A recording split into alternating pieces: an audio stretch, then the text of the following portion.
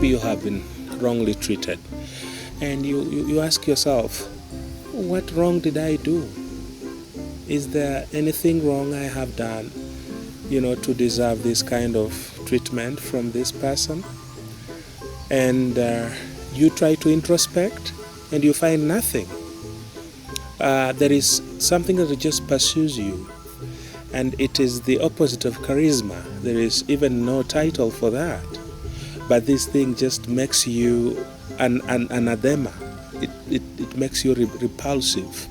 So in a way that people don't appreciate you. You get treated very poorly.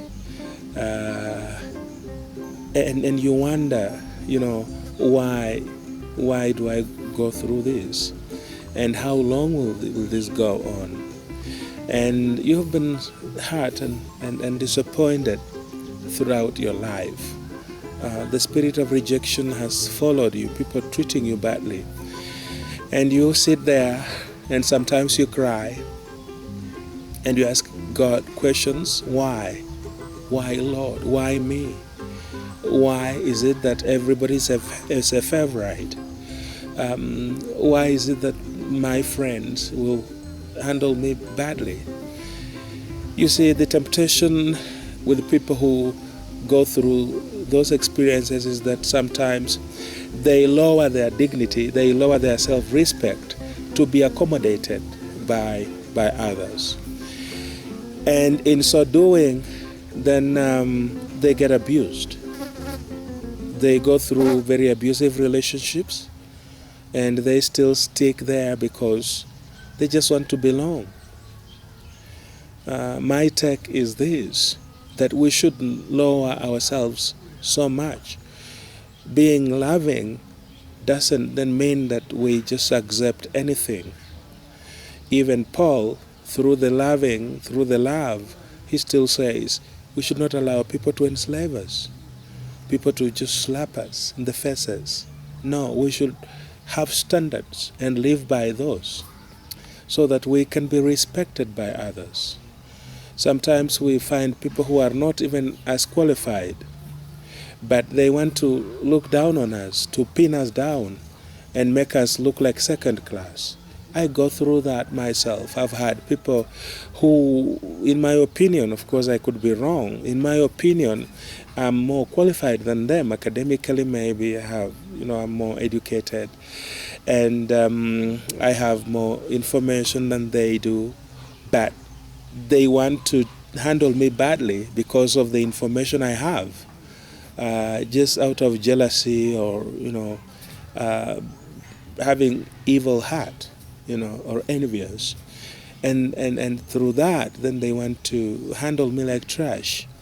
And I have resisted that by just understanding my self-worth, knowing that I'm a child of God, that He loves me so much, and He has put me in a position where I'm able to bless others, and that is trust on His part. He trusts me to put in my hands these people who have been rejected by others, children who have not had that love from their own mothers.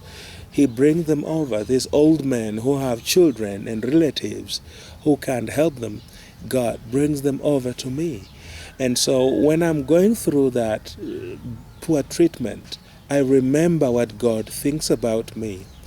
And then I discover by the Spirit that I'm beloved, that I'm precious before Him. And that is why He has trusted me with this ministry and blessed me with a huge following. We have a lot of people who follow us, whether they love us or whether they are following us just for fun, to just, look at how we are, digging jiggers. The fact is that a lot of people would die for those subscribers. And one of the channels is having 106,000, and the fan page is having over 65,000. We're just raising another link that is having now over 7,000. And all this following, I think, doesn't come out of crazy people or people who are just, interested in looking at the bad things, watching the absurd or the ugly, as some hater was saying. No, these are real people who have hearts, and they are drawn out to partner with us. Of course, along the way, the enemy will look at that and try to smear the mud so that people can stand on the fence. But bottom line, these people are attracted to us because of the favor of God that lingers around us. And so when I'm being treated like trash, I remember how God feels about me, what God thinks about me, while the judgment is coming from a human being who will not even in the beginning tell me about themselves, but will go on to judge me without allowing me to judge them. In the backlog of all that, in the conglomeration of all that, our God is beloved. And when He looks at me, He finds me precious. He finds me a vessel that He can trust to pour out a blessing that was meant to get to His people through me. And knowing that is a blessed assurance that keeps me going.